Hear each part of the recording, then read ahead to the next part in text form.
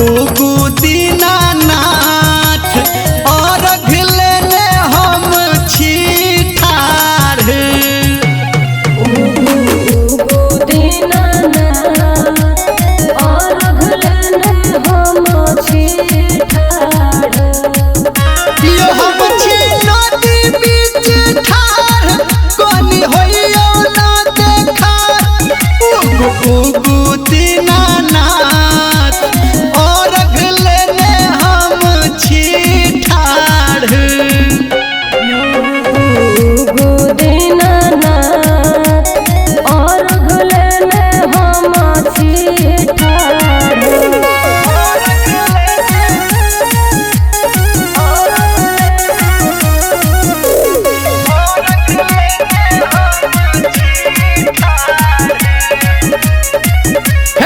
थर थर कांपे देह जल के भीतरिया।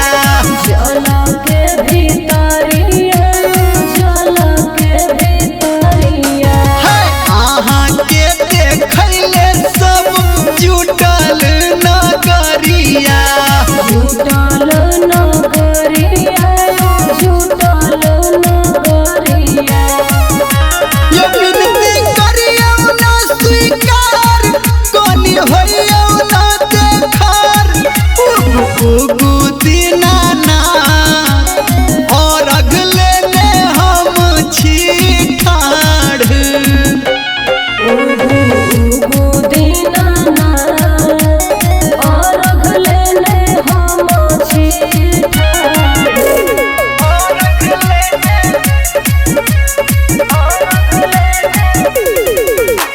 माँ गायत्री रिकॉर्डिंग स्टूडियो। पहिले पहिले केलो हम छठ के बरतिया। छठ के बरतिया, छठ के बरतिया। हे यो भूखल प्यासल हम छी देखू दूर गतिया। देखू दूर गतिया, देखियो दूर गतिया। यो सब करैया गोहार कोनी होइयो ना देखार। उगु दीनानाथ और लेने हम छी ठाढ़।